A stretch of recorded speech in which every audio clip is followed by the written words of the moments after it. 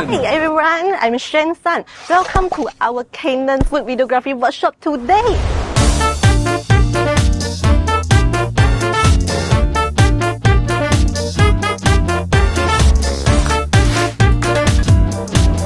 Once you finish your turn, that angle's got to be the best, okay?